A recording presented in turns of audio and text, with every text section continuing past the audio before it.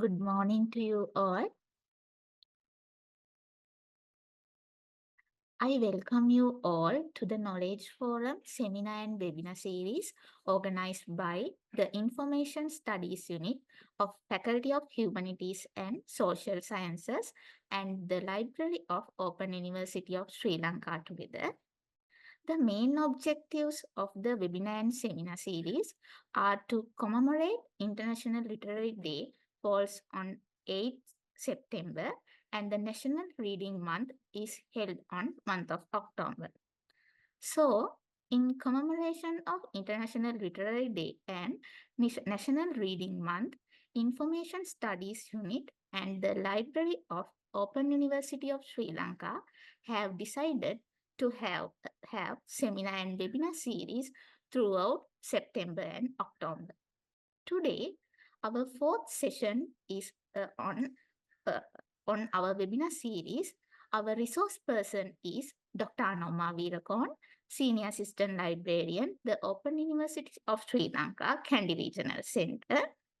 Dear Madam, we are very gratefully honored to have an eminent person like you in the library science field. Now, I would like to invite Mrs. Damayanti Gunasekara, Coordinator of Information Studies Unit, to address the gathering. Dear Madam, over to you. Very good morning to all of you. Good morning. And it is my great pleasure to welcome each and every one of you to today's webinar. As a coordinator of the Information Studies Unit of the Open University of Sri Lanka, it is an extreme pleasure for me to welcome our resource person, Dr. Anoma Weerakoon, Senior Assistant Librarian of the Kandy Regional Centre of the Open University of Sri Lanka. As many of us know that she has been supporting Information Studies Unit, being a lecturer for the BA Lies degree program since at the beginning of the program. She has contributed a lot to the BA Lies program in different ways, not only being a lecturer, but also developing structures, profiles, and writing lessons to the program. So today she will be talking on information searching, which is a very vital topic. Why I am saying that it is a vital topic? So because we are living in a digital age and information are available in different formats. And many digital libraries are there, databases are there, internet is also, not only the internet, other repositories are also there. So when searching information, you should know the techniques and all. Otherwise, you cannot get the exact required information. So that is why I am saying that today's topic is very vital for all of us. So Dr. Anoma will be shared her expertise knowledge with you on that. I request all of you, all the participants, to get the benefit out of this webinar. And you can post your questions to the chat box if there are any question. And I wish enjoyable and successful event. Thank you. Thank you very much, madam, for your enlightenment and encouragement words.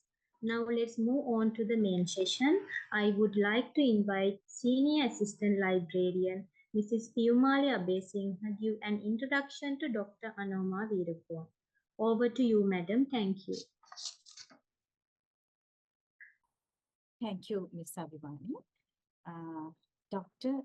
Mrs. Anoma Weerakoon is currently working as a Senior Assistant Librarian at the Library Kandy Regional Centre of the Open University of Sri Lanka. She holds a PhD in Post-Harvest Technology of Fruits and Vegetables from the University of Peradeniya and a Master of Social Sciences in Library and Information Science from the University of California. She obtained her Bachelor of Science honors degree, specializing in botany from the University of Peerabini. Dr. Weerakoon is the Chartered Librarian of the Sri Lanka Library Association and a past editorial board member of the University Librarians Association. Dr. Weerakoon teaches undergraduate courses at the Information Studies Unit at the Open University of Sri Lanka and postgraduate courses at the National Institute of Library and Information Science, University of Colombo. She has served as a resource person for the various national level seminars and workshops, especially on information literacy, scientific writing, and research visibility. Further, she is an experienced educator, course developer, research supervisor, project coordinator, and researcher. Her research interest includes electronic information resources and student user satisfaction. It is my great pleasure to invite Dr. Weerakoon to deliver her speech and share her valuable insights on the path to success in information search. Thank you. Over to you, madam. Good morning to you all. Good morning. Good morning, madam. Thank you, Abhimani and Utpala, for your introduction. And thank you very much, our beloved Madam, Mrs. Damayanti Gunasekara, coordinator of the ISU unit. Actually, thank you very much for organizing such a program by the ISU for the benefits of students and all the others in the LIS community. And thank you for being present here for the session. And thank you, my friend, my colleague, Mrs. Pumali, for your generous introduction.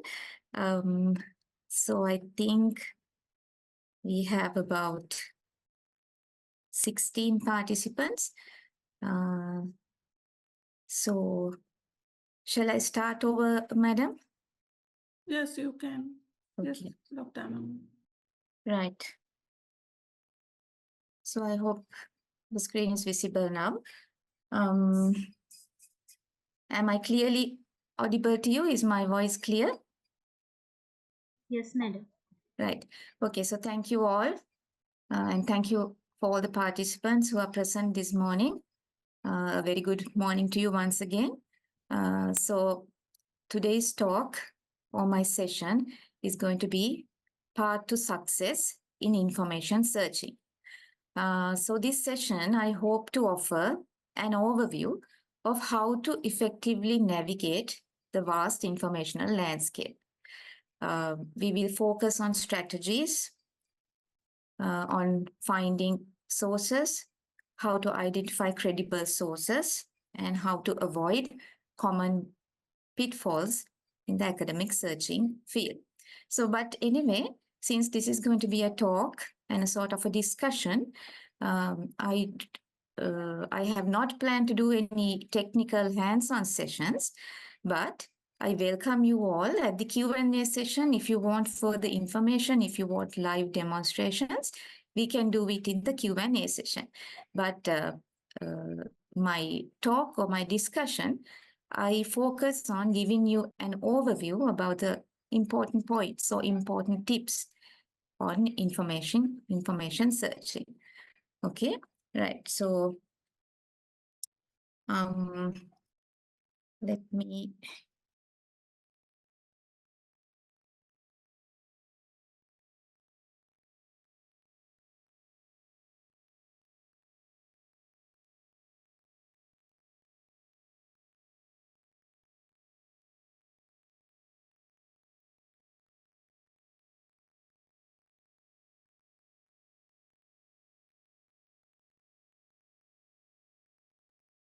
right. So as Madam Gunasekara said, this topic is very important, information searching, because as we are living in a digital age, when you're surrounded by information, there are many problems when you're finding information and using it. So first of all, Why are we discussing this topic? Path to success in information search. So if you take this topic, first of all, the topic has a few keywords. What is information? Then why do you search for information? What is searching? Then what do you mean by a successful search? Right. So before moving into the core of our presentation, let's discuss these things a bit. What is information and why do you search for it? What is searching and what is a successful search? So information, as you know, refers to something that can inform or make someone aware. So in today's world, it is one of the most valuable resources. You know, in the earlier days, sometimes in the history of mankind, sometimes salt was the most valuable thing. Salt. Then came gold, money, things like that. But in today's society, one of the most valuable resources is information. So information is also known as new oil. Why? Because information is the building block for knowledge creation. Knowledge is the basis for the development of human beings, for the society, for the country, for overall, for the development of mankind. Knowledge is the most important thing, and information provides us that knowledge. So if I explain it a little more, I'm sure you all have seen this knowledge management triangle. It shows the path to wisdom, starting from data, information, knowledge, and finally, wisdom. So data is unprocessed facts and figures without a context. For example, if you look at this figure here, it has a set of numbers, but it doesn't give us a meaning. So this is data, set of figures or numbers or anything which does not give us a meaning, we can call them data. But when you organize the data in some form, it gives us a context or a meaning. That is what we call as information. Now you can see when this data is arranged, we can see there are 4 numbers.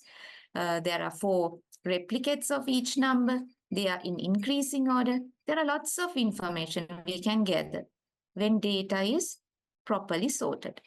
So likewise, data, when sorted, gives us information, and information leads to knowledge.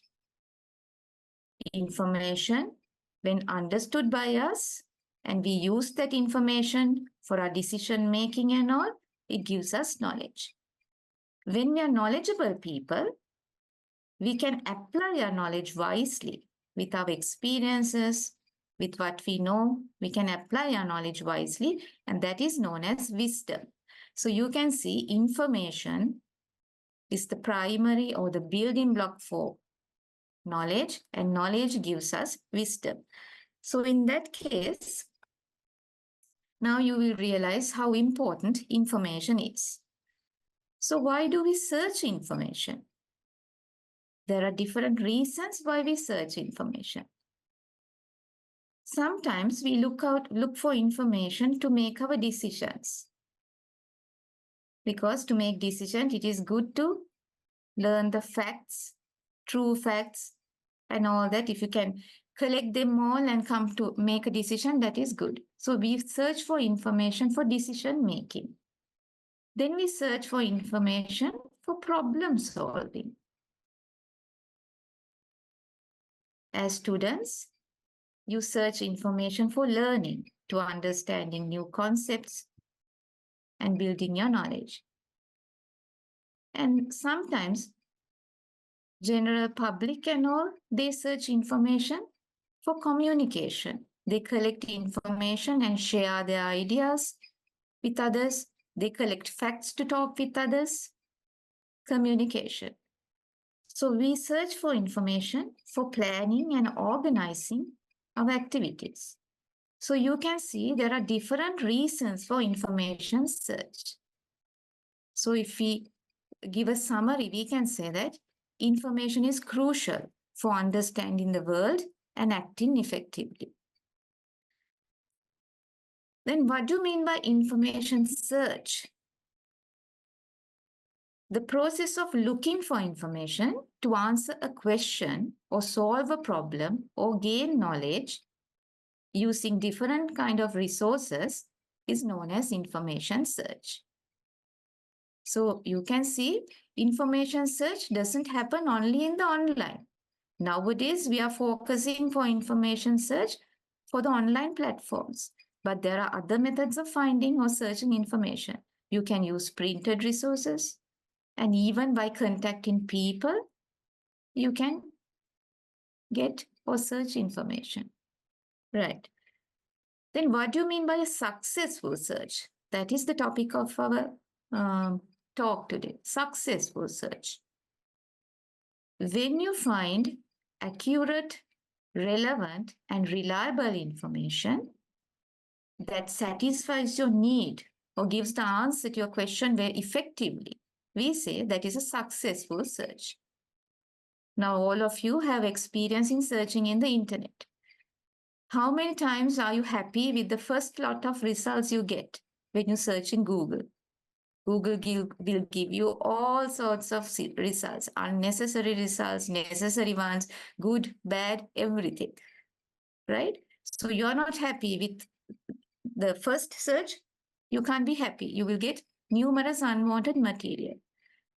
So what we mean by being successful is we do a search and we receive only the accurate, the relevant, and the reliable information.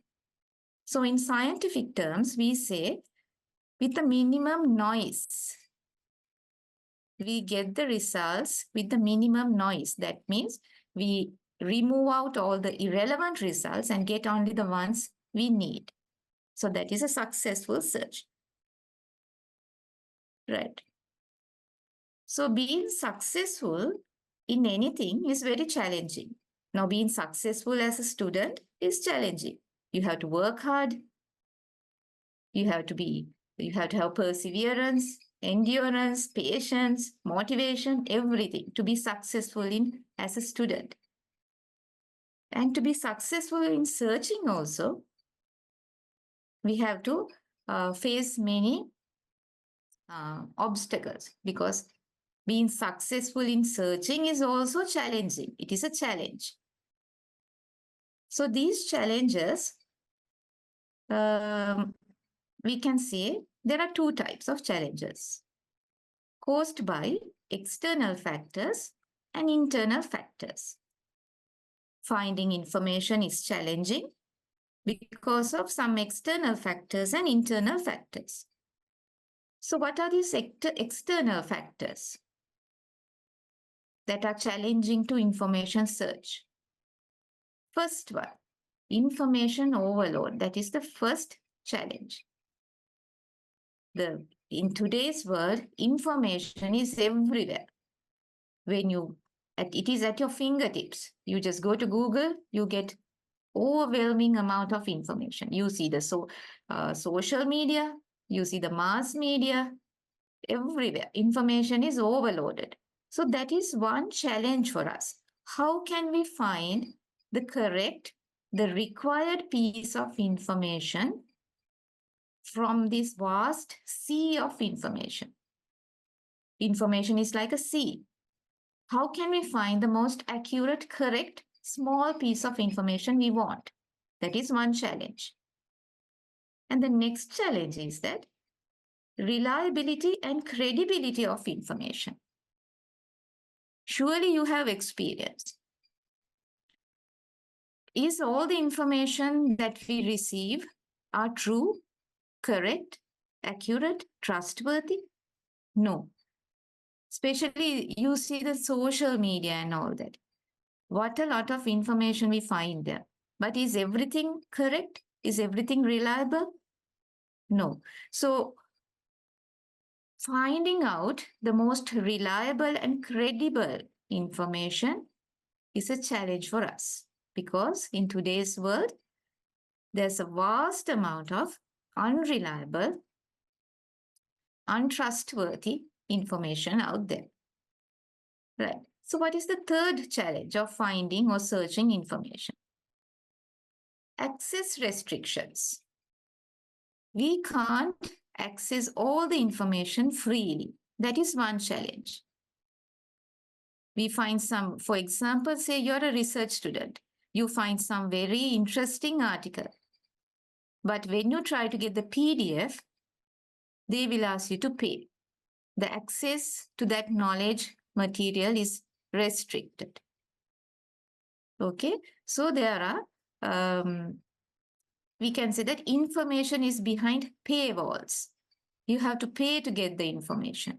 That is also a challenge, especially for people like us in third world. We say we are poor in third world countries. That is a very big problem to us, accessing information. Right. And the fourth one is technical barriers. Limited internet access, then limited resources, the amount we have to pay for the internet, all those things. Those are also barriers for finding or searching information. Okay, right. So then comes the internal challenges. The challenges that are born within us, born within each individual when we are trying to find information. So these challenges, we can say cognitive and psychological. Now, this is you, right? When we try to find information at one point, I'm sure you all must have felt like this. Very tired, frustrated, you haven't got anything right.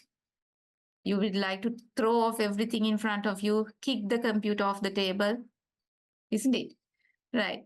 So there are internal factors or internal things that are challenging to information search. So first one, the cognitive factor, the knowledge. The amount of knowledge we already have affects our information searching. If someone has a good knowledge about what they want to search, right, then the searching is a little bit easy. But if you don't have a knowledge about the subject and you are starting very new on it, searching will be difficult for you. So that is a challenge. Then the learning styles of individuals, that is also a factor. Because some people prefer to use visual information, or some people like just to listen to information, see it rather than read it. So according to your learning styles, according to your preferences also, finding information will be a challenge. Because if the Google page lists out a number of results, if you are a person who does not like to read, you won't find that interesting. If you are a person who like to listen to information, listen and learn, then if some software can read out the screen for you, you will be happy. Right. Then the third one is lack of searching skills. That is what is affecting most of us. We don't have the proper skills to find information. Okay. So these are cognitive factors, and there are also psychological factors. Motivation, the desire or need for information. If you have a very strong desire to find information, if you need to complete that task soon, right? Then if you have a motivation to do that, that is good. Searching will be easy. Then emotional intelligence, managing your own emotions, handling your stress. Because all of you know, when you're searching for things, very soon, within 15 to 20 minutes, you will become stressed by looking at all the information on the page or that pop out in the Google screen. a vast amount of information. How am I going to find it? I don't have the correct one here. Soon you will get stressed. So if you have emotional intelligence, if you can control your emotions, can be patient, then information searching will be a success for you. Then third one is self-efficacy, the confidence about your abilities. When you start a search, if you're confident that you can find, if you're confident about your abilities, you know that I can do a proper information search, I can handle the internet, my language is okay. If you're confident, then searching is easy for you. Right. So we just talked about the external and internal factors that are challenging to a successful search. Okay. And I told you that lack of search skills is one of the most affecting factor for searching information. So before moving to my for the core of my discussion, one thing I will talk and I will move. I am sure you have heard the word information literacy. Okay. Information literacy means very simply being able to understand what information is needed, how you can access that, how you can evaluate that, and finally, how to use it. Okay. Information literacy has a long definition, but to make it short, information literacy means you should be able to identify that you have a need. තොරතුරු අවශ්‍යතාවයක් තිබෙන බව අඳුනා ගන්න ඕනේ පළවෙනි එක. Next one, you should be able to access that information. ඒ තොරතුරු සොයා යාමට ඔබට පුළුවන් වෙන්න ඕනේ. Evaluate the information. ලැබෙන තොරතුරු හරිද, නිවැරදිද, සත්‍යද, හොඳයිද කියන එක ඇගීමට ලක් කරන්න පුළුවන් වෙන්න ඕනේ. And finally, you should be able to use it. හරි විදියට ඒක පාවිච්චි කරන්න. If you're using it for an assignment, you should be able to write it down properly, get the ideas and write it down. If you're doing a presentation, you should be able to get that information and present it. Right. So finding information and ultimately using information is successful if you have information literacy skills. Okay. Right. So now let's move to the core of my discussion. I just gave you a preamble on why we are talking about this. We are talking this topic today. What is information and why is it needed? And why is it so challenging to find successful? Why is it challenging to be successful in searching? Because there are different factors that are affecting our search. Right. So my discussion in the next few slides, we will be discussing these things. First one, according to our information literacy definition, first thing is you should be able to understand your information need. So the first topic is understanding information needs. Then under the second topic, we will talk about different types of information sources. Third topic, evaluating information sources.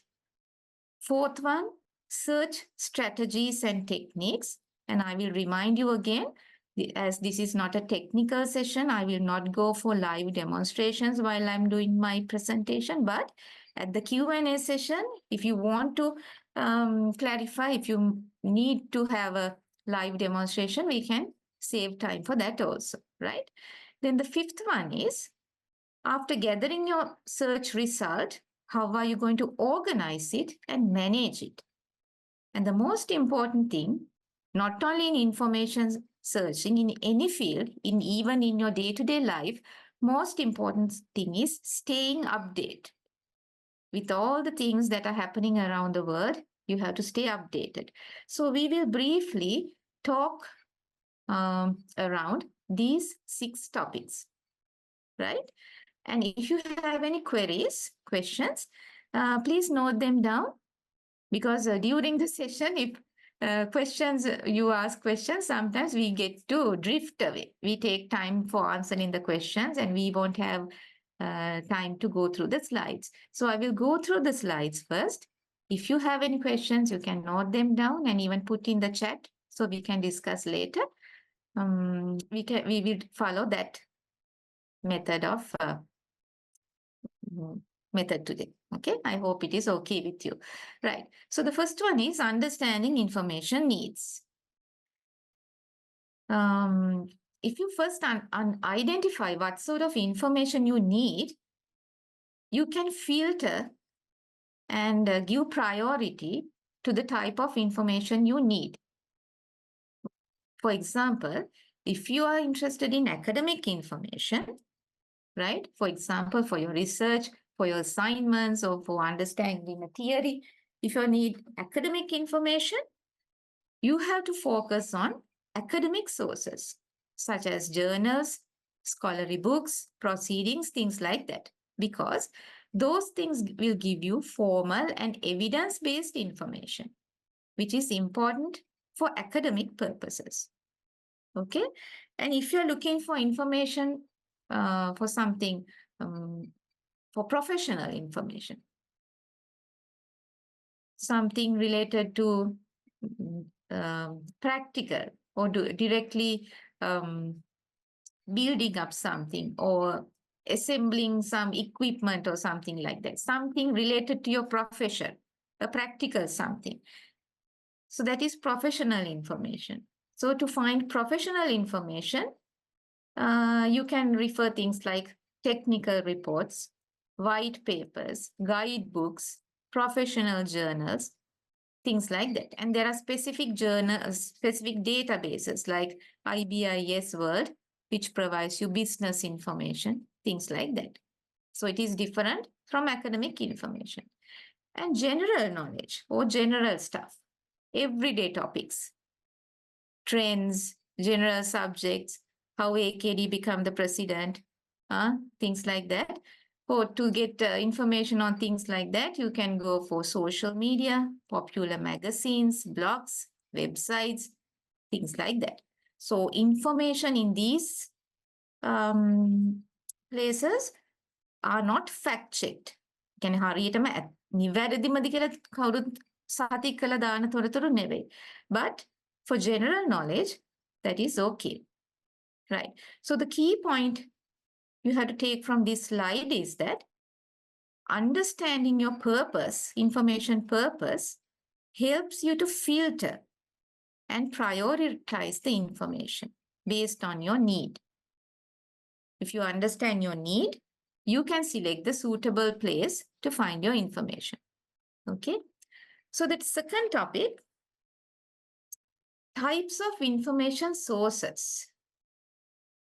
At the introduction, I remember our coordinator said there's a vast amount of information there. This is a digital world and digital libraries are there, social media, Web 2, now AI, everything is there. So there's no one specific way of categorizing information sources. But there are different ways which you can classify or categorize information sources. For example, by format. You know, there are print resources, electronic resources, audiovisual resources. I want you examples because these are familiar things. So we can categorize our information sources by their format. Then by source. For example, we can say there are primary information sources, secondary sources, and tertiary sources. Primary means these are original material or first-hand account of events. For example, you are interviewing someone. That information directly comes from that person. It is a primary information, right? Someone's diary. That gives you primary information. Then, what is secondary sources? If you take information from primary sources and develop another information source, we call it as a secondary source. For example, textbooks. You take information from many areas and you write a textbook. That is a secondary source. Even review articles are things like that. Then tertiary sources. Tertiary means you collect information from primary, secondary, all these sources, and you compile a new information source. For example, encyclopedia, directory, indexes, things like that. Right. Then also you can sort or categorize your information by purpose. As scholarly resources, popular resources, reference resources, right? And in today's world, you can categorize information by accessibility because there are, open access resources freely available for the general public or scholars, academics. Information we can access freely and use freely. These are called OER, Open Educational Resources, or Open Access Resources. And also, there are subscription-based resources, which means you have to pay because providing information, knowledge also has become a business in today's world. So knowledge is not provided for free, it is provided for money. So there are subscription-based resources as well, right? So the key point of this topic is that by being aware that different types of information sources are available, when you are doing a search, you know to which category or to which type of information you should refer. If you don't know that there are vast amount of information in the world, you don't know where to go. So be aware of all the types of information sources and resources available in today's world. Okay, right. Then as students, I will briefly tell you because most of you here are, I think, so students. So there are popular academic information sources like academic databases, journals, books, grey literature, and open access resources. I'm not going to read these descriptions. You know all these. If there anything you want to clarify, as I told you in the Q&A session, we can discuss, right? And in today's world, databases are the most popular ones for information search. So you might already know in the online environment, there are a number of databases. JSTOR, Sage, Wiley, PubMed, Emerald, Science Direct. Now, some of them they are focused on specific subject areas. Now, for example, let's say Emerald. Emerald focuses mainly on management and social science. Also Sage, right? But Science Direct focuses more on science and technology subjects, and they also have social sciences fields, but that is their specialized area. PubMed database, they focus on medical side, health-related information, okay? And there are more databases. In Sri Lanka, there's one important database, which we call the Sri Lanka Journals Online, or SLJOL, which gives access to all the scholarly Sri Lankan journals that are published in Sri Lanka. Okay. Then there's the DOAG, the Directory of Open Access Journals, where you can access full text freely. Bio1, some new databases like Research for Life, Dimensions, Lens, and those are supported by AI also, right? And unfortunately, for us in a poor developing country, as we always say, these two bases are very difficult to access. These are the most reputed databases in today's world, Web of Science and Scopus. But unfortunately, because we have to pay a lot to access these, In Sri Lanka, I think only 2 or 3 universities have access to this, and maybe some private campuses have access, but other than that, access to these databases are restricted. And also, there's some controversial databases like Sci-Hub, right? I think some of you are already using Sci-Hub. It is like a pirated database. That means they, in computer terms, they hack the commercial databases and give us their information freely, right? So Sci-Hub is there. අර subscribe කරන්න තියෙන databases වල තියෙනවත් සමහර විට Sci-Hub එකෙන් නොමිලේ user කෙනෙකුට අරන් දෙනවා. Right. So these are online databases which are available for students. And also there are many open educational resources where we can access information freely. I think, but still most of our students are not aware of this and not using these resources a lot.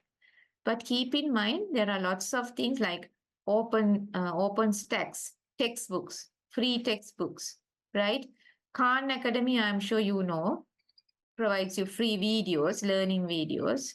Then LibreText, open access textbooks. So there are different open access resources also available in the web, right? So I'm moving a little fast. Okay, if it's too speed for you, you can just drop a chat message in the chat box, right? Okay, so moving to the third topic, evaluating information sources. Now we looked at the different types of information sources available. And now we will see evaluating information sources.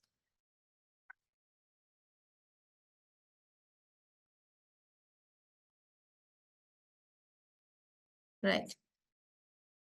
So as I told you, one of the challenges in finding information or searching information is that most of the information, out of the information out there, all of them are not reliable. Everything is not trustworthy. Everything is not credible. So finding the most suitable or the most credible, accurate information is a challenge. So when you get a piece of information, you should be able to evaluate it.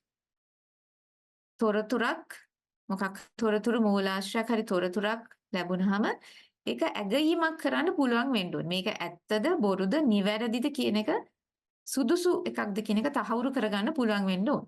So that is what we call as evaluation, information evaluation, right?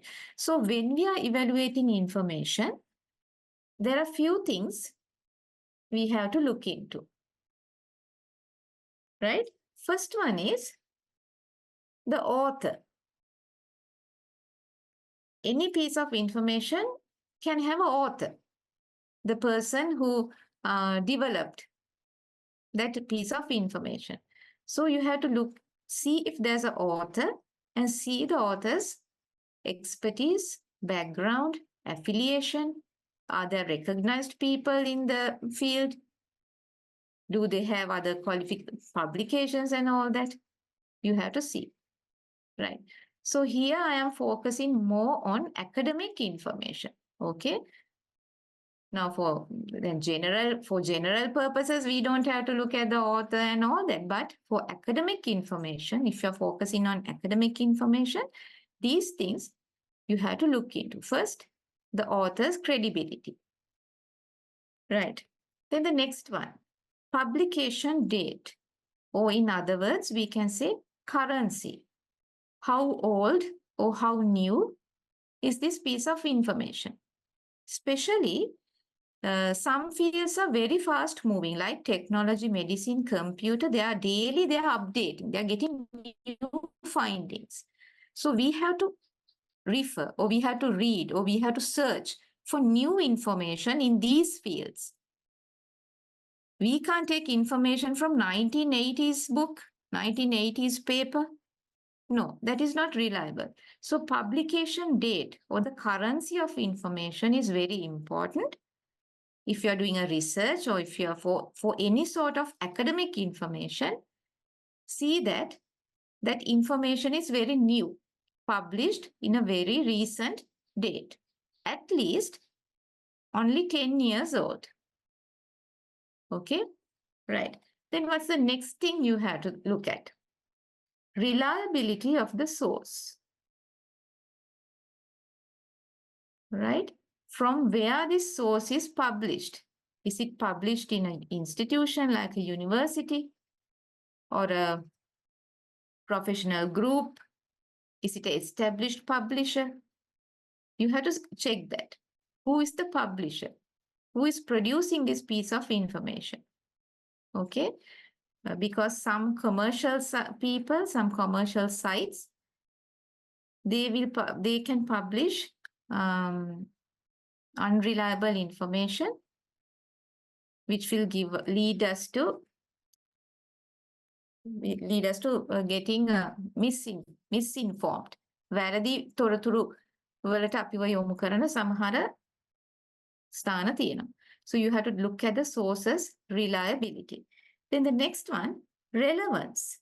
Is this information relevant to me? Now, for example, say for your assignment as a library science student, if you are asked to write about, let's say about a prominent author in Sri Lanka, let's say Mahagamasekara and his books with a critic, when you find the information, you have to see if it's relevant to your assignment and to your age group. For example, if there's a little piece of information for a 5-year scholarship grade student, if you take that piece of information and write your assignment, it is not relevant. You have to find the information which is relevant to your status as a student, to the type of assignment you are doing, right? And the type of presentation you have to make. So you have to see the relevance of the information. Next one, bias and objective. You have to consider whether the information is balanced, presented in a balanced way. Okay? Without going to extreme means, does it provide you the balance findings, balance information? එක පැත්තකට බර නොවි සාධාරණ විදිහට තොරතුරු දෙනවාද කියන එකත් පොඩ්ඩක් බලන්න ඕනේ. Okay, right. So usually when we are evaluating information, we say we can use the CRAP method. CRAP method is C means currency, the time of publication, reliability, relevance, authority, and purpose. So look at those 5 things when evaluating a piece of information. That can be printed, can be online, can be any sort of information. First, look at those 5 criteria and try to, right. And one more thing,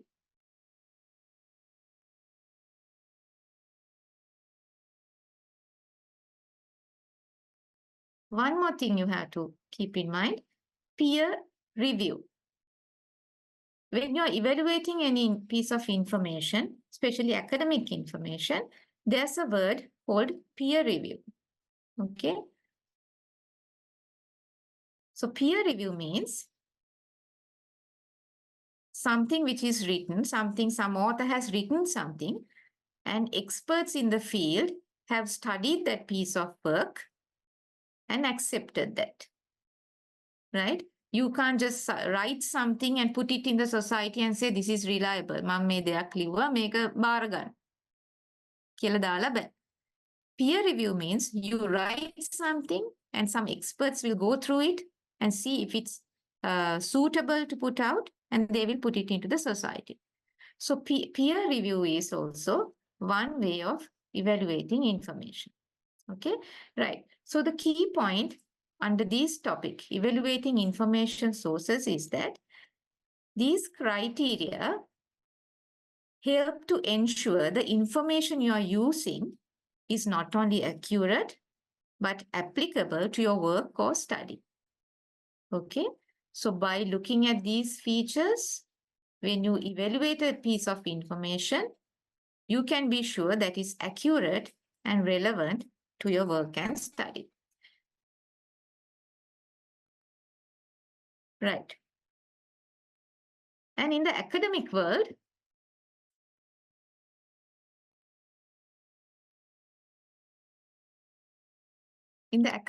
especially when you're considering academic information, there are certain indices which will help you to say whether a piece of information, whether it is, what is its quality, what is the impact or the influence, right? So there are certain indices. Now, for example, for students, how we measure your performance, we give you grades, A's, B's, C, D, E. So these are different indices to measure your performance. So like that, when you're considering academic information, there are different indices which will help you to evaluate the quality and impact of a piece of information. So the first one is citation count, right? Citation count means the total number of times a researcher's work has been used or cited by others in their research, right? So if you don't have basic ideas about this, it will be difficult for you to understand, but you can ask questions in the Q&A session. So if some research paper or something has a higher number of citation counts, it means that this piece of work is very good. It is used by a lot of other researchers. Then the second index is journal indexing. Now for students who are willing to publish something, right? Not only for students who are willing to publish something. When you're doing search also, sometimes your research supervisor will say, find articles from index journals. Don't just Google and find articles from indexed journals. So index journals, I will talk about it later, but for the time being, index journals means high quality journals, because these journals are mentioned in some of the databases. For example, like Web of Science and Scopus have mentioned these journals. They have a list of journals, and in that list, these journals are mentioned. So they are considered as very reputed. Later, I will talk about this index, okay? Right. Then there's another thing we want, impact factor. When you're searching for something, especially academic journals, you will come across this word, journals with high impact factor. Impact factor is also a measure of the quality of a journal, right? If an impact factor is high, we say that journal has a very high quality. Actually, impact factor means if you publish something in that journal, how much or how often you will be recognized. ඒ කියන්නේ යම් කිසි journal එක ඔයා publish කරන ඒවා කී දෙනෙක් අතර ඒක ප්‍රචලිත වෙන්න පුළුවන්ද? කී දෙනෙක් ඒ ජර්නල් එක හොඳයි කියලා හිතාගෙන පාවිච්චි කරනවද? කී දෙනෙක් අතර මේක කී දෙනෙකුට මේක විසිබල් වෙයිද කියන එක බොහොම සරල. There are calculations for impact factor. I'm not going to talk about that. Okay. Then there's another new matrix called alta matrix, which is based on social media and other methods to measure the impact. I have alta matrix figure in the next slide. We will talk about that later. Then also there are different indices, H index, G index, and I-10 index, which also measure the performance of a researcher and a piece of information. Right. So these are not directly related to search. Our topic is information search. These are not directly related to search. But when you are searching, you will come across these concepts. You will have to have an idea of what these concepts are.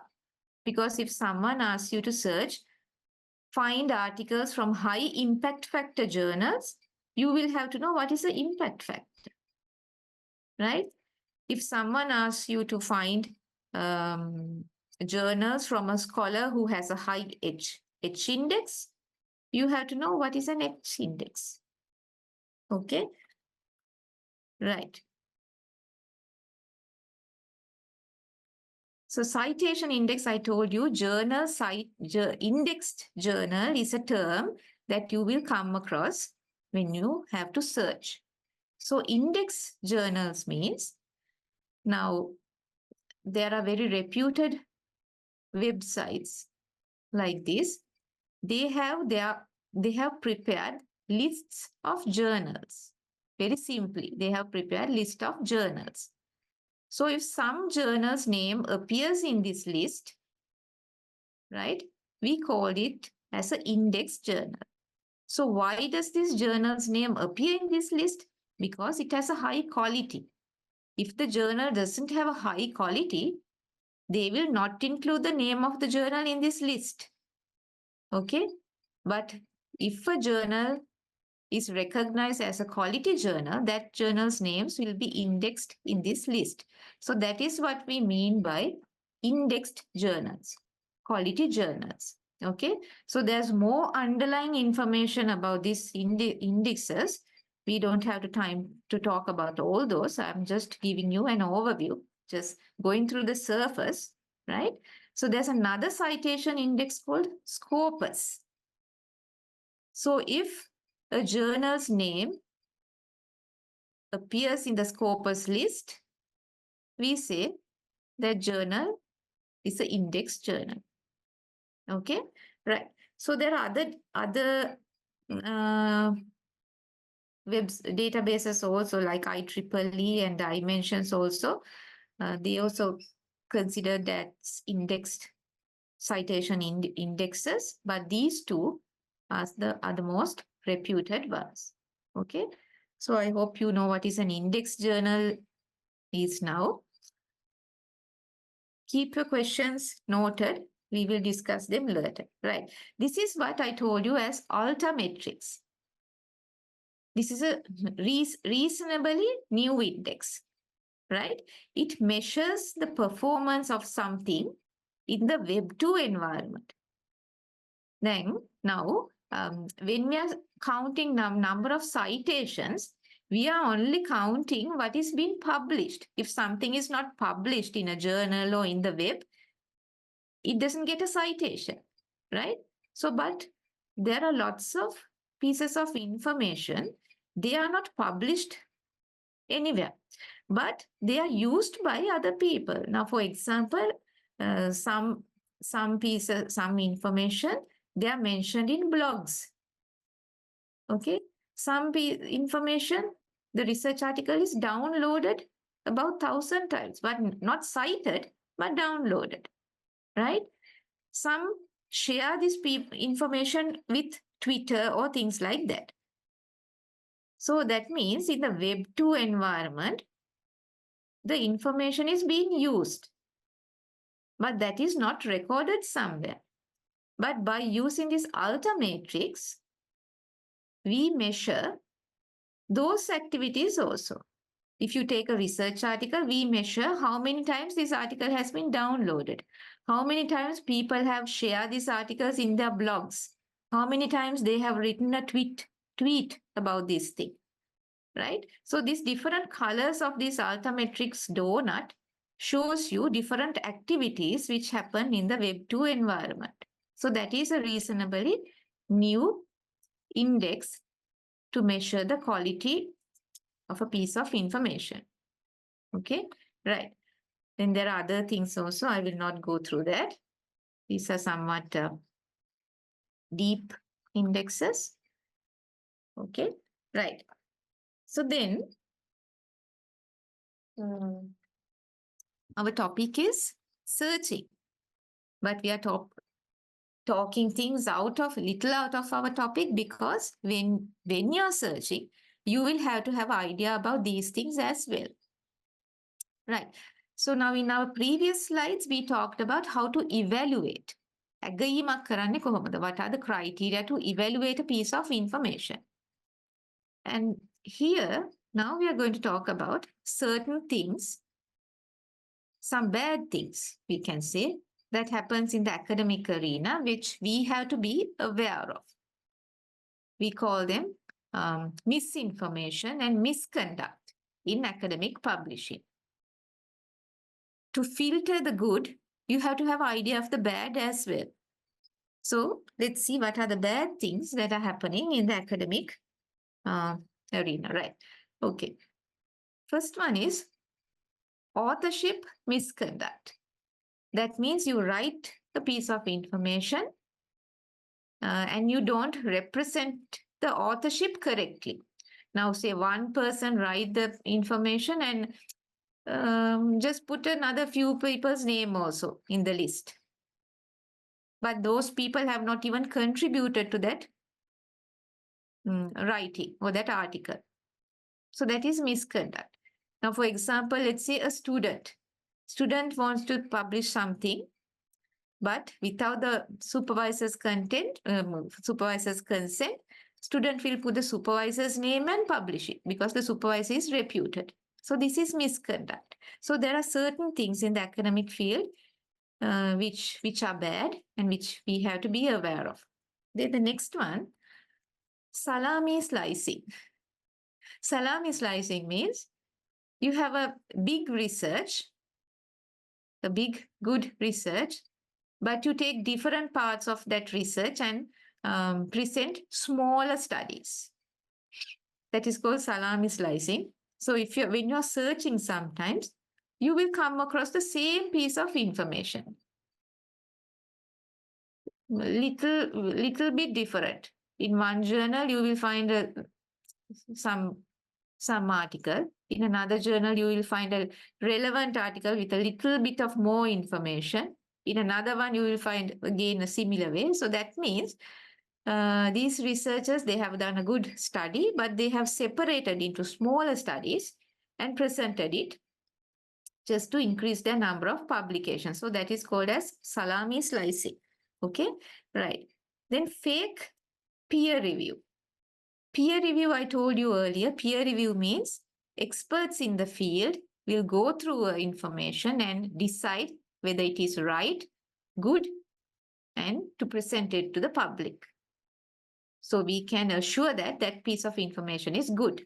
But there's fake peer review. Without actually doing a peer review, you pretend that this one is peer reviewed. Okay. Then there are conflicts of interest. You will come across this word when you're searching, or someday when you're trying to publish, you will come across this word, conflicts of interest. Right? That means failing to clearly state that your personal interest and other things will affect this research. Now, for example, let's say one person is working in a drug company. Okay, let's say a person is working in a drug company and he is doing a research on the company's drugs. And he publishes an article which says that the drug is of good quality. But that has a biasness because that person is working in that company and let's say he have shares in that company. So by publishing an article which says the drug is good, he's gained profit to his company, isn't it? Right? So there's a conflict of interest. So if you're doing something like that, you have to mention in your paper that I am such and such a person, and this is my research, and this kind of background is there for my research. Okay, so failing to disclose, failing to properly state that there are things like that, financial and personal interest, is also something bad. Because you're hiding some information and presenting your results to the community. Okay, right. Then there's also something called citation manipulation. Okay, right. And these two words are important for you when you are searching. You must have already heard this word, predatory journals. Okay, now we talked about reliable information and how to find reliable information. But there are some journals or publishers in the online environment who are not giving us reliable information, but they're just pretending that they're giving us good information. For example, predatory journals. Okay, they are taking money from the researcher to publish, and they are saying that we are a peer-reviewed journal, we are indexed in Scopus, we are indexed in Web of Science, but actually they are not. They are not peer-reviewing your paper, or they are not even indexed anywhere. So those are false journals, or they are known as predatory journals. So there's lots more information to talk about predatory journals, but since today is not the time to do that, if you come across this word when you're searching, if your supervisor asks you, what is this journal? Is it a predatory journal? Then you have to know what a predatory journal is, right? Predatory journals are fake journals who are pretending that they are good, they are peer reviewing, they are indexed, they are quality, they have a good editorial board. They are saying all that, but they are not. They are not doing any of those. They are only interested in getting your money. Okay. Then there's another word, plagiarism. That means copying other people's work without giving proper credit to others. Even in your writing, in your assignments and all, you have to avoid this. If you are taking other people's information, you have to acknowledge them and give them credit. Okay.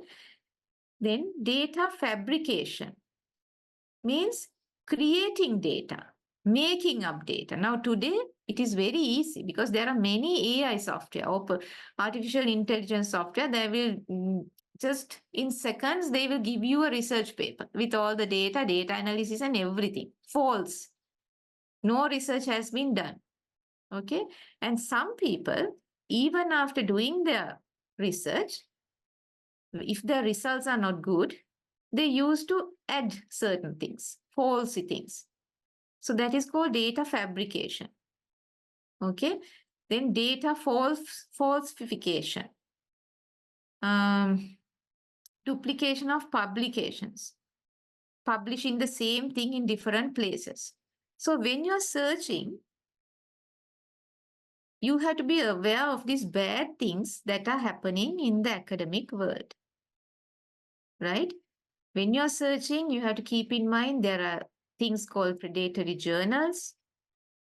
There's something called plagiarism, where people tend to take other people's things without proper acknowledgement.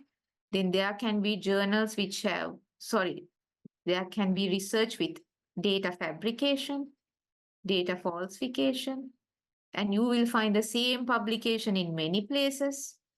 So things like that you will encounter when you're searching.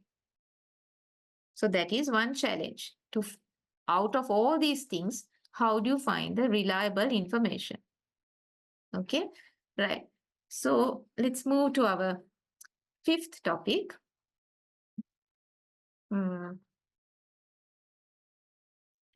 Right? Search strategies and techniques. Now we looked at information sources, how to find them, how to evaluate them. When you are evaluating, what are the bad things that are happening in the academic world? What are the criteria you have to use when you are evaluating? Okay. And now a little bit away from that things, we will talk about searching strategies and techniques. But as I told you at the beginning, since today's presentation is going to happen in the form of a talk or a discussion, I will not go deep into technical stuff. But if you want live demonstrations at the Q&A session, we can do that. Okay, right. So searching strategies and techniques. Now, when you say search, the first thing that comes to your mind is the online, the internet, because nowadays we are used to that. When you ask to find something directly, type in the Google, and now ChatGPT is also there, type there and find the answer, right? But you have to keep in mind, there are also physical approaches for searching. Not only online things, there are physical approaches for searching information. Although we are not using this often, now it is almost it's a vanishing thing from the library field, the physical catalogs, right? But in the earlier days, people, users, to find information from the library, they use the library catalogs, the physical card catalog, right? So today it is only for display, a historical material today, right? Then there are reference services. Hopefully and thankfully, this thing is still existing. Reference services provided by librarians, right? And I think, and if most of you in the library field, you will also agree, reference librarians are better than a Google search, because reference librarians can give you the most reliable piece of information, whereas Google will give you very quickly, but it will not assure reliability. But a librarian can assure the reliability of the sources that we provide. Okay, so reference service is still there. You can go to a library and contact a librarian and find the information you need. Then by yourself, you can do a searching, browsing the shelves. Usually when you come to the library in search of a book, you do that, right? Then there are indexes, printed indexes. Sometimes there are archives of special collections. And only in a few libraries, there's a collection called microfiche or microfilm. It's like a small, film reel. A vast amount of information is recorded in a small film strip, and you can view that. So for newspaper things and historical documents, rare materials, sometimes there are microfiche collections. Okay, right. Then I told you, not only online, there are physical ways of approaching information or searching information that we discussed, and online ways of searching information. There are different ways of searching information online. Search engines. What is your favorite? Surely Google and Google Scholar. But keep in mind, there are other search engines as well. For example, Bing, Ask.com, Dogpile, DuckDuckGo, many things, many search engines are there. Okay. Then there are online databases. Earlier also I showed you a list. Academic and research databases like Science Direct, Jester, PubMed, Scopus, lots of them. Okay. Then libraries have their own databases, repositories. For example, the Open University Library, we have the past question paper collection in our repository. We have our own university publication collection in our repository. So libraries have their own databases. Then there are directories, and there are also social media forums. For example, I'm sure you have heard about ResearchGate and LinkedIn. These are social networks, but you can find academic information in these places also. ResearchGate, LinkedIn, Academia Edu, things like that. Okay, right. So these are the places where you can access information physically and online. And when you're searching for information, there are techniques you can use. Okay, there are a few techniques you can use. And the most common one, or the most used technique that all the librarians all the time teach all the students. That is Boolean operators. Okay. Boolean operators means using these three terms when you are doing a search. For example, if you put these two terms, type these two terms in Google, you say education and technology, then the Google will give you search results which contains both these words. Every result, let's say you get 10 results, every result will have both these words together, education and technology together. Okay. Right. So if only the word technology is there, it will not give you the result. If only the word education is there, it will not give the result. But if both words are together, it will give you the result. So we say narrowing. To narrow a search, to make a search small, you can use the AND operator. Okay. And there's another Boolean operator we call OR. For example, in Google, if you type education or learning, Google will give you all the articles which contains the word education and also all the articles which contains the word learning and all the articles which contains both these words. So there will be a huge amount of results. Okay. So by using OR, you broaden your result. I will not talk about this Boolean operator because in most cases, this is not working properly. Especially in Google, it doesn't work. But in some databases, it works. Right? So if you're using it, you have to be very careful. It depends on the database. So if you say technology, not social media, Google will give you all the results which contains the word technology. But if the word social media is there, it will not give you the results. Okay, right. So this is a pictorial view of how to use the three Boolean operators. By using AND, you can limit your search.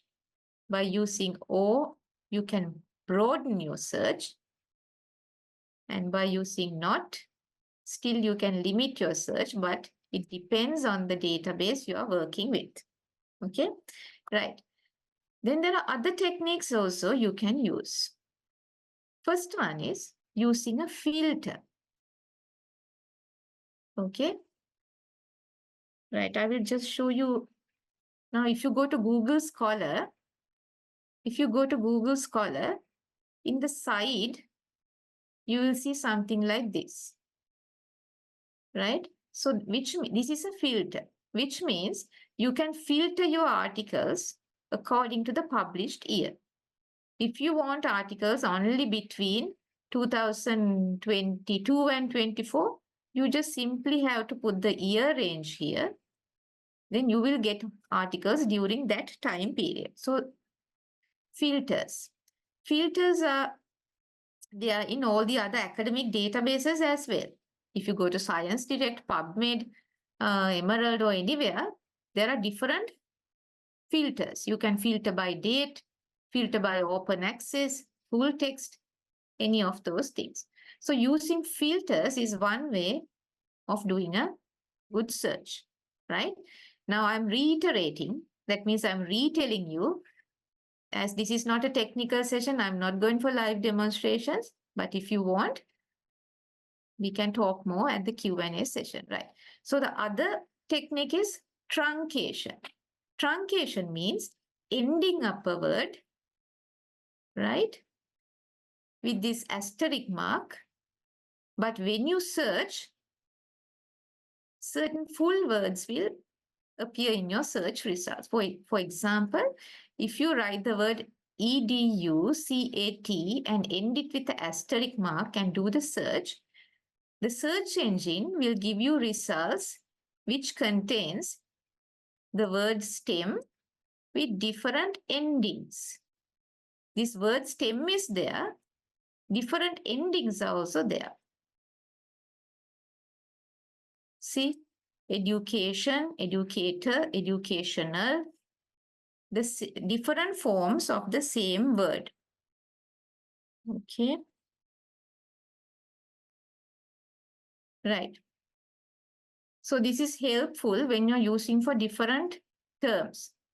Otherwise, you will have to run separate searches with all these words. Education කියන එක ගහලා එක search එකක්, educator එක දාලා එක search එකක්. එහෙම තුන් සැරයක් විතර search කරන්න වෙනවා. ඒ වෙනුවට you can have the word stem and end it with a truncation and do the search. You will get all the results, right? Then there are wildcards. I will not talk about wildcards. Then there's phrase searching. Phrase searching means if you want to find an entire word together, you put inverted commas around that word and search.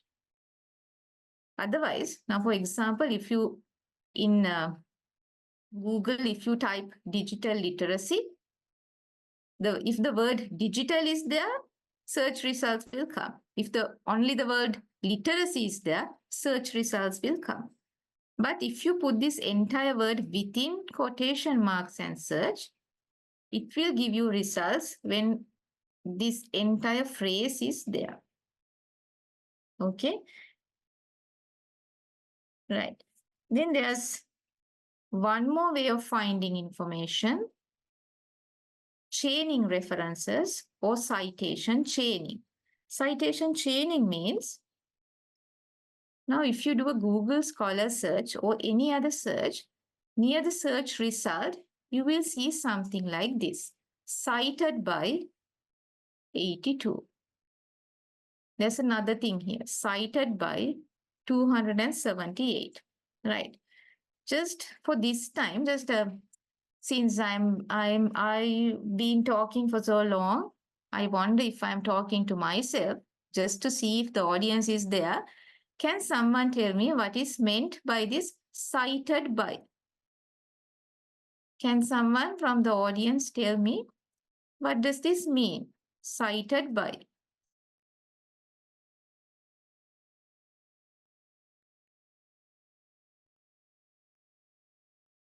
I think the audience has gone sleep. Cited by means getting ideas or getting any points from that research, like that. Yeah. Is it, can you say it again? But I couldn't hear the first. Cited means that getting any points, getting points and points to their research, for their own research. Right. Not Points. only by author, but by others. Yeah. Points means some other researchers, some other in 82 other research articles.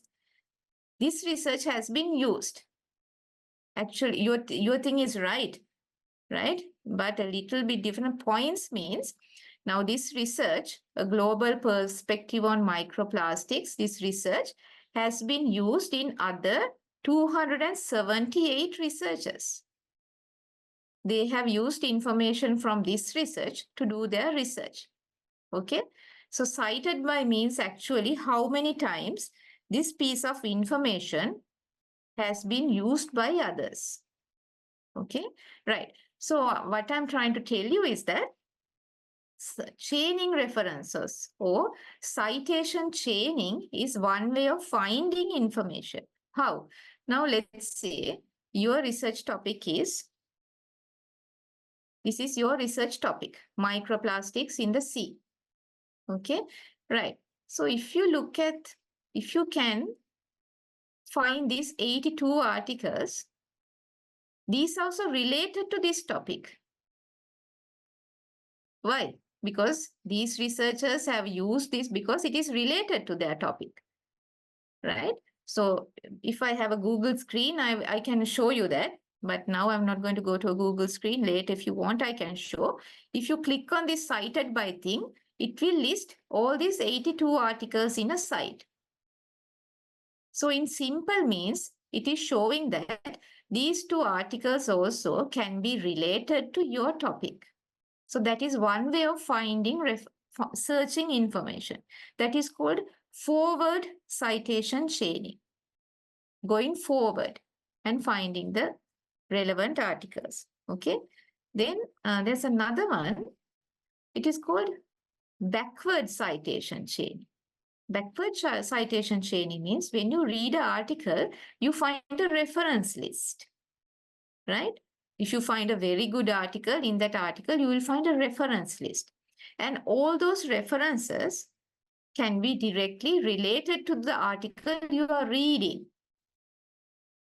So you can trace the references and get the information. For example, you are reading this research paper A, which was published in 2018. Okay.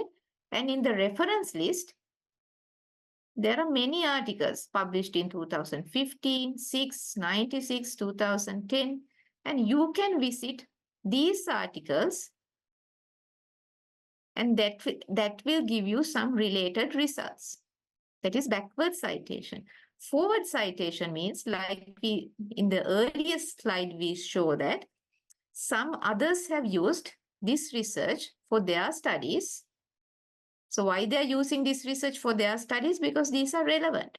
So if you read this paper in 2019, you can find some information related to your topic. Okay, so these are citation chaining. So I was just telling you without demonstrations. I was telling you the techniques you can use: Boolean logic, filters, truncation, phrase searching, and citation reference, citation chaining. Okay, right. Then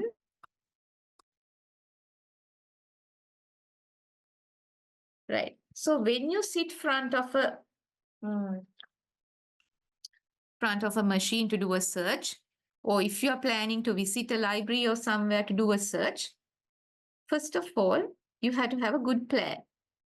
Just sitting in front of a laptop and pressing some words in the Google keyword, you won't get your results. So you have to plan your search.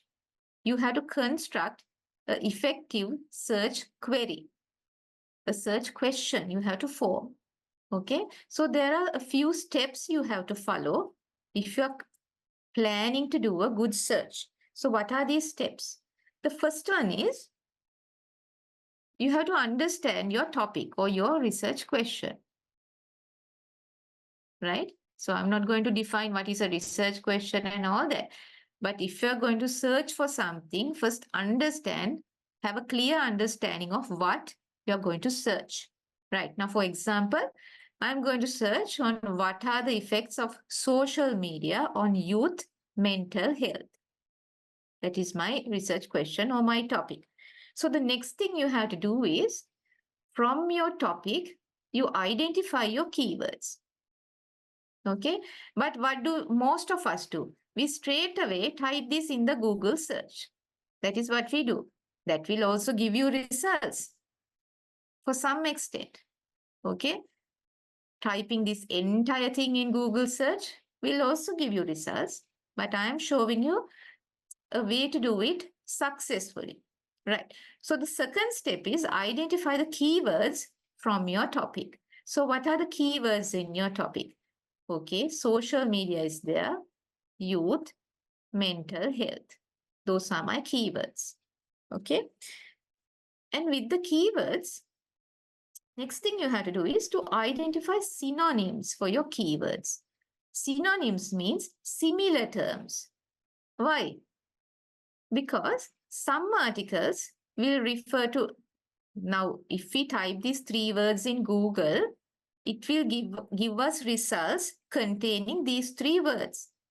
But for some articles, instead of telling social media, they can use other words to denote social media.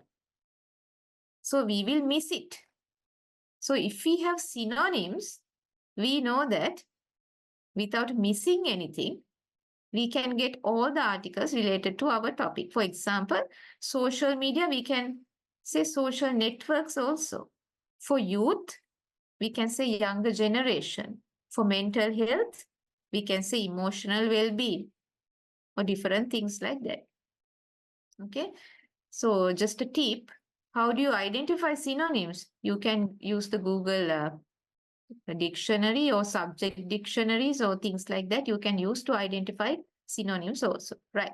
So I'm talking about constructing effective search query. Not simply sit in front of a machine and type the words and blame the machine and blame Google. First, plan what you're going to do. Understand your topic, first thing. Identify your keywords and identify synonyms for your keywords. Okay. Then the fourth step is use Boolean operators and all that other techniques we talked about to do the search. Right? So for example, here, if you use the Boolean operator and, right, you are saying social media and youth and mental health. So that will give you results which contains all these three words together. Articles which are talking about social media, youth and mental health. Okay, so since you have your synonyms, you can make an advanced query. ඊට වඩා ටිකක් සංකීර්ණ query එකක් හදන්නත් පුළුවන්. You can say social media or social networks that you are telling Google to find the word social media or social networks.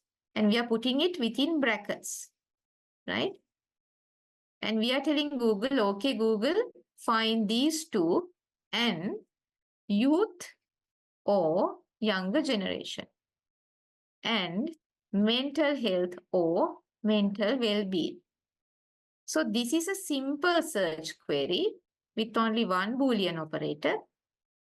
And with your synonyms, you can have an advanced search query with two Boolean operators and some other techniques as well. Okay, right. Then you can apply filters to your search. Once you get your search, if you have lots of results there, about 500 results, you can use a filter, a date range filter or a subject filter or any other filter and reduce the number. Then the next one, it is very important, organizing your search results. We will talk it in our next or the last subtopic. Organize your search results. Okay, right. So, so for a successful search, follow these steps. There are 6 steps. You can follow that steps for a successful search. Okay, right. Then the next one. I told you organizing your search results is very important. Right. Organizing and managing information, storing, organizing and citing sources effectively. Otherwise, what will happen? You will do search, you will download everything, you don't know where it is. You don't know there's a download folder also. You don't know whether it is on the desktop. And when you start to use it, you can't locate the information source. So when you search and find information, it is very important that you store, organize, and cite it effectively, right? So storing sources. Now, since you're doing online searching, you can directly save your item to the computer. Give me a minute.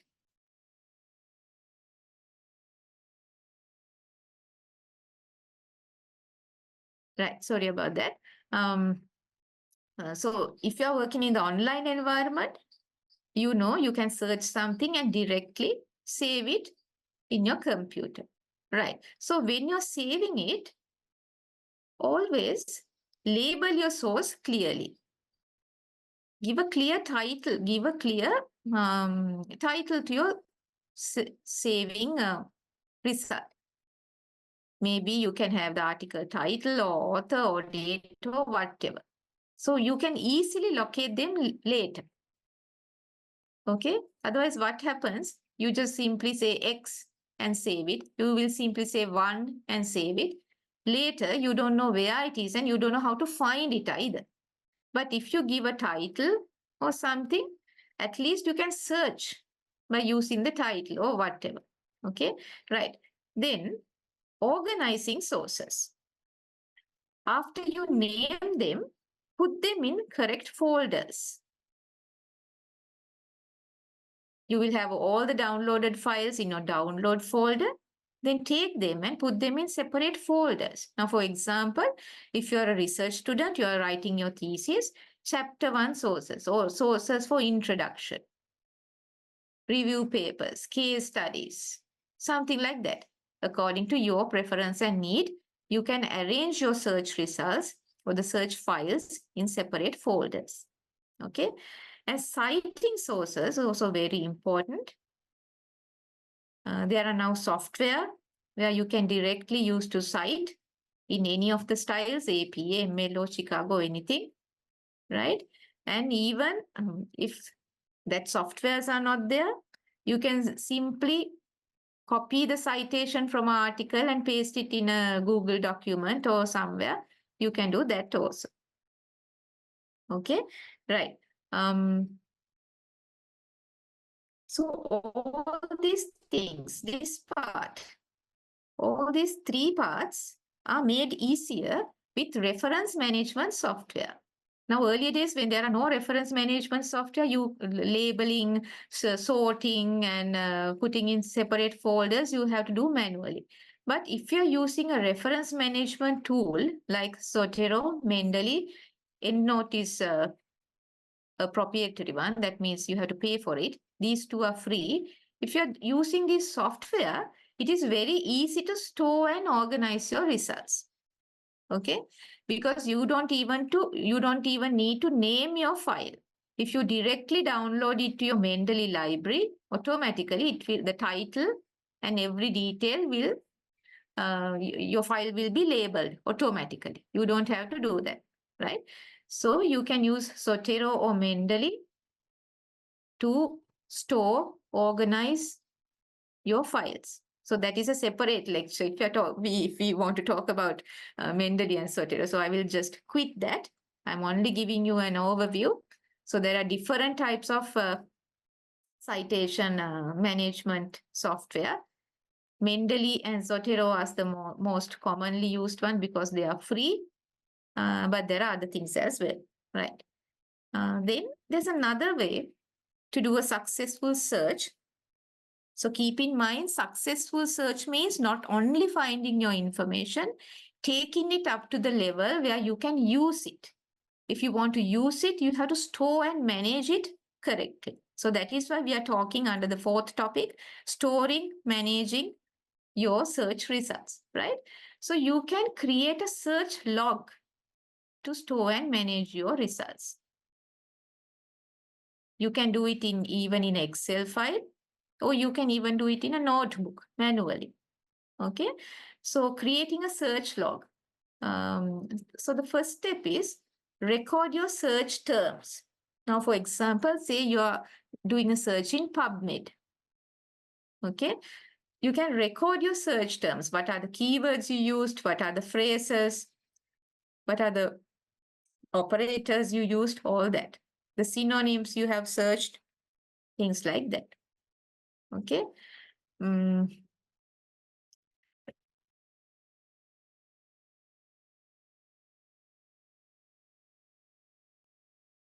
Here,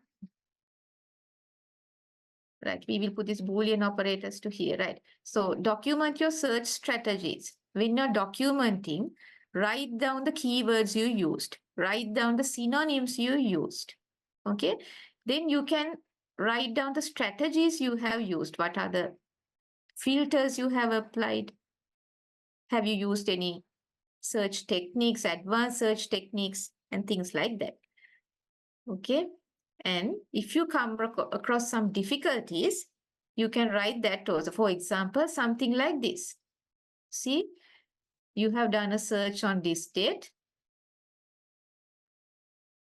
on the database Jester. Your search terms are this, right? You have applied these filters and you are taking a note about your search results. You have found 20 relevant articles. Okay. And for example, see this one. Second one, Google Scholar. The search terms are there, filters applied are there, and you're putting a note. Most results were not academic. So this is a search log.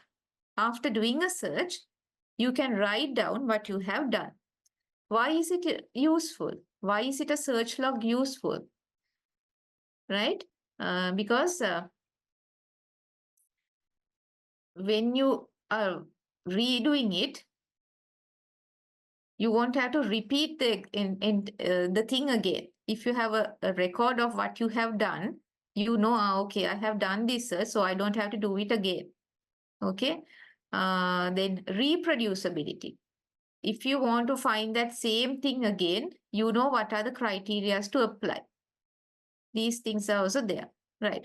So this search log, you can do manually in Excel, or even for that, you can use some reference management software. Okay, right. So the last few slides, I'm coming to the last few topics. We are talking about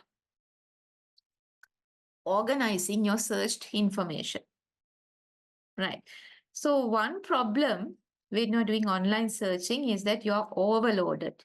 You're getting too much unnecessary, unwanted information. So how do you deal with this information overload? Right? So this is a summary of what we already did up to now. So I told you, first of all, if you're planning a search, there are some steps you have to follow, not just simply sit in front of a machine and type some keywords, but plan and start your search. So first of all, identify the objectives. Why are you doing this search? Are you doing it just to get a brief idea of the topic? Just to see what literature is there? Okay. Or are you doing it to find a methodology? Are you doing it to find a theory? Or are you doing it to find facts to write your conclusion? So it depends. The search depends on your objectives. Okay. So before starting a search, clarify what information you need. Do you need general information? Do you need information on the methodology? What do you need? Right? The survey tool. Do you want to have a sample survey tool, a questionnaire? Right.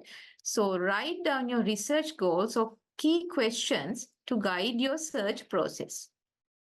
So you have a guide, have a target of what you're going to find that day. Otherwise, when you come across different information, you will be too excited. You will go to this page, that page, click on another thing, and at the end, you will get lost in the sea of information. Right. The second one, to avoid information overload, use filters and advanced search tools.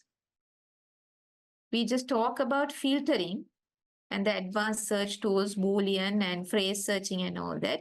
If you use these techniques, you can reduce the number of results you get, and that smaller number of results will be the most correct and accurate results. Right? Then, once you get a search result, just briefly see whether this is relevant to your need. You don't have to read the entire paper. Now, let's say you just open a research article. You don't need to read the entire thing. You can just go through the abstract to see whether this paper is relevant to what you're searching. Then you can search it, you can save it somewhere to read in future. Don't take much time on that, right? Don't take time to read the article fully. Just go through the abstract or the conclusion and see whether this is okay and save it. Right. So the tip is, don't read everything in full detail. Skim and access the relevant relevance, and if it is relevant, you can save it, right? Then organize your reading. To avoid information overload, when you get your search results, you organize them in a reference management software or a search log. Using any of these things, you can organize. Okay, right. So the last topic, staying updated. I told you, not only in searching, even in your student life, even in the daily life, staying updated about anything is important. Okay. So in the search, with related to searching, how do you stay updated? You can set up alerts on databases and journals. For example, if sometimes some databases, when you visit them and do a search, they will give you options. They will ask, in future, if we receive some related article, would you like to know about it? Then give your email address. So if you give your email address, as soon as something new is published in that database, they will send you an alert. For example, that will happen in Google Scholar also. If you are interested in some topic, you go to that Google Scholar option and ask to send you an email alert. Okay. And in some journals also, that feature is there. You just have to go to the settings and give some information. And when something new comes to that journal, they will inform you. So there's something called RSS feed in databases. If you register, they will continuously keep you updated about new things, right? So when you're updating, nowadays, using artificial intelligence or AI for searching has become the topic of the town. Now in future, I think librarians will not have the opportunity to teach about Boolean logic or advanced search features or that. Our user education services will have to change according to the societal needs, right? Because now most of the young students, they are using AI searching tools to do searching. You don't need to apply advanced filtering or anything. You just give your question to the AI and they will quickly come up with the related information. And not only the related information, they will even summarize the information for you. So that is a challenge. That is a new option as well as a challenge for searching. So there are a number of AI tools available. Semantic Scholar, Iris, Elicit, Consensus, Perplexity, lots of them. Some of them are free for some extent. For some, you have to pay. But now I think we have to be updated about these AI searching tools as well. Okay, so there are benefits of these tools as well as disadvantages. Benefits is it is quick, personalized, and efficient, but at the same time, our information literacy skills are they are diminishing. We will lose our literacy skills in future if we totally rely on AI for searching. Okay, right. So so these are some of the literacy searching tools. So that brings to the end of my talk. So if there are any questions, you can ask now.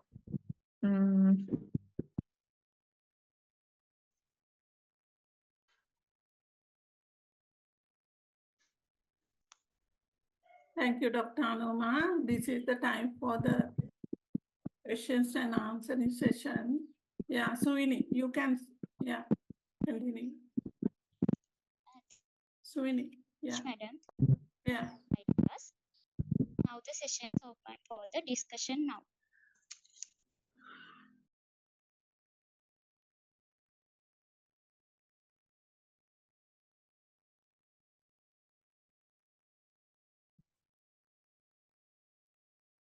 For the participants, I'm inviting to ask any question if there's any query or any problem. If you need to clarify from the Dr. Anoma, you can ask now.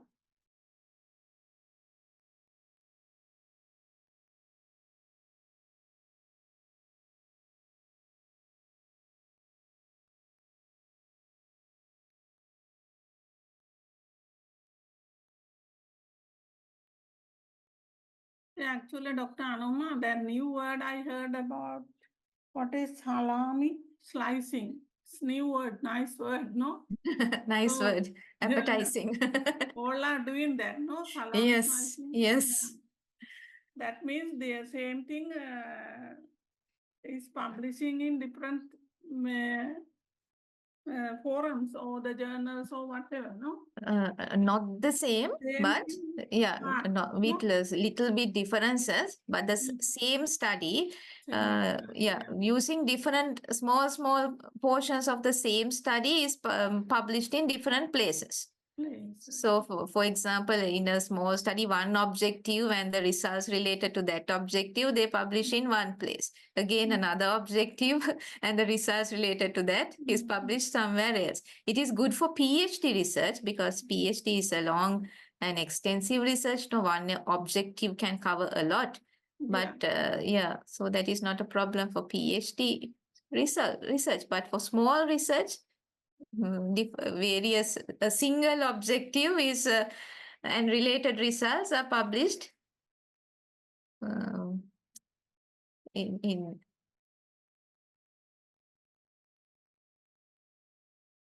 Yeah, that's a new word for me. Is there any problem or anything to ask? Actually, madam, I didn't go for the technical part today. I just I gave an overview.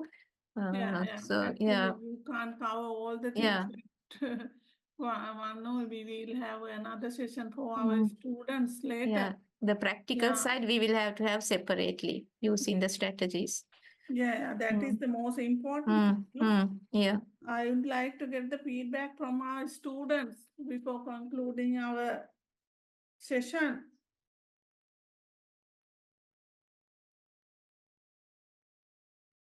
So,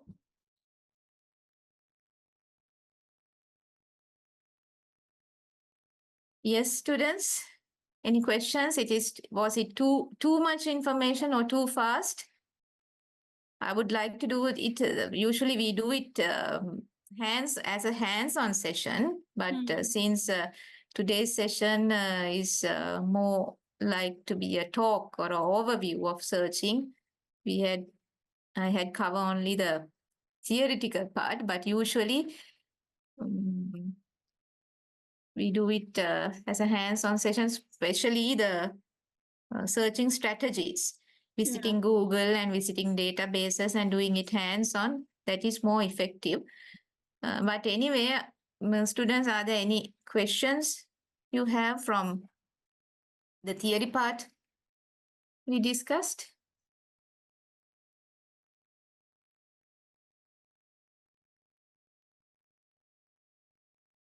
If searching is not done for them, madam, we can arrange a practical searching session for our all students in few weeks' actually, time. it is very, very important, Dr. Anoma, for our research students, like 6 students.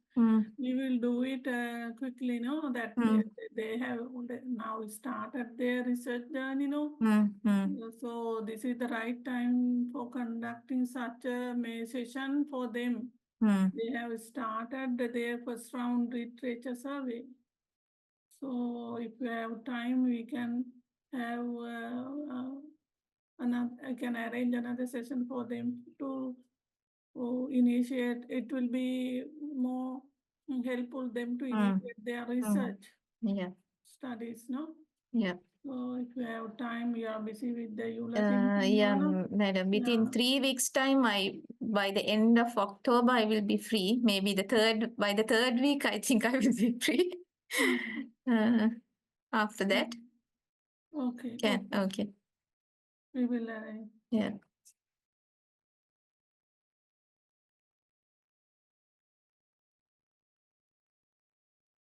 Yes, students, any questions? You can put it in the chat if you're shy to talk.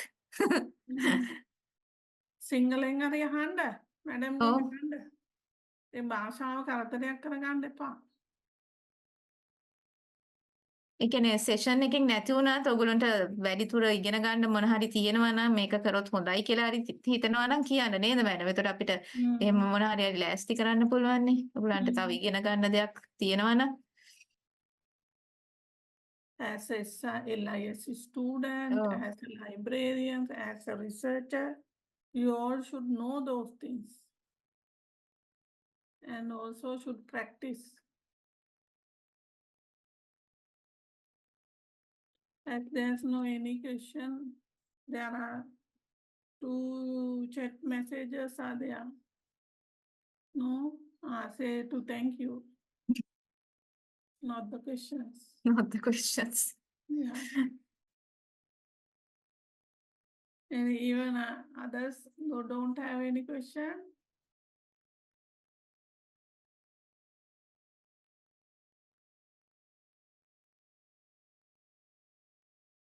Shall I wind up then? Oh, Abhimani, are you there? They are having some technical problems also. They inform me. Humali and all. Have internet problem or something like that. I don't know whether now it is okay or not. Now I cordially invite our coordinator, Mrs. Damayanti Gunasekara, to deliver vote of thanks. Okay, thank you, Swini. So, actually, it is my great pleasure to extend a sincere thanks to Dr. Anoma for the outstanding comprehensive presentation on information searching.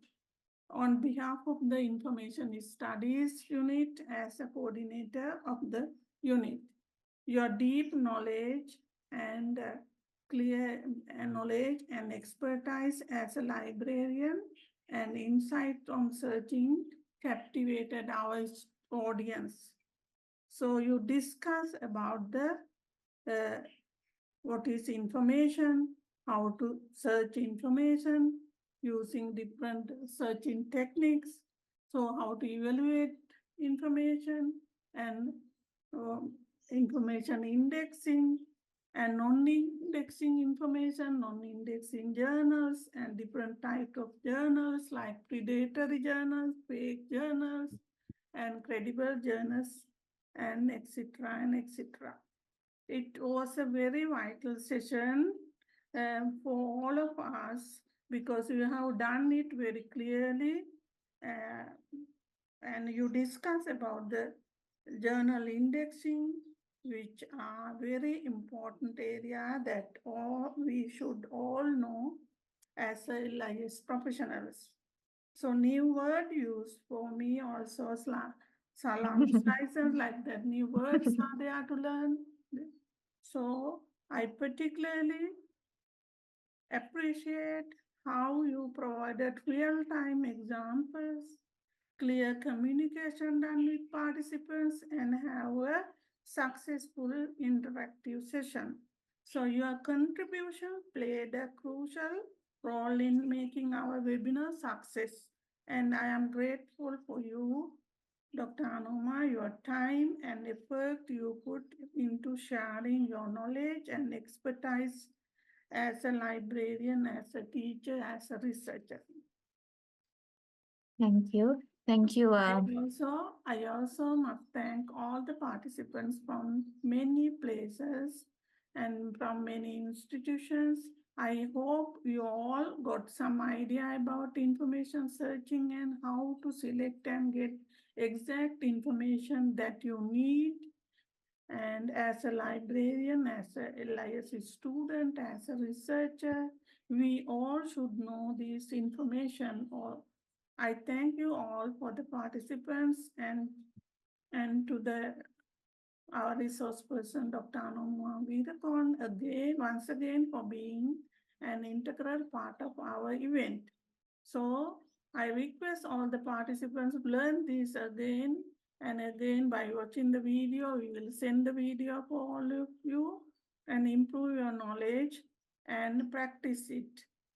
And also request all of you to join with our webinar series for the next sessions also. Have a nice afternoon. Thank you. I would like to once again thank the Dr. Anoma for sharing your expertise, knowledge with our students and with our participants. Thank you. Thank you. Thank you, madam. Thank you for your kind words, encouraging words. It's been a pleasure to work, to be the part of this webinar series, which you have organized by the ISU for the benefits of students and scholars and all of them. So thank you very much for giving the opportunity to do this today. And thank you all the participants for being present. And it would have been great if we had a practical hands-on session, but it is difficult within 2 hours. So with the consent of Madam Coordinator, later on for our BOLI students, we will arrange a practical session. Anyway, it's been a pleasure to do this workshop for you. And thank you, Suvini, Abhimani, Pumali, and all the others in the ISU unit, Ms. Tushara, Ms. Hirosha, and all the others in the library. Because ISU and the library are like siblings together. Yeah. So everyone is supporting and doing their part. So once again, thank you very much. Thank you, madam. Thank you, students. Thank you, my colleagues. So we'll see you at another day. Thank you. Have a nice day.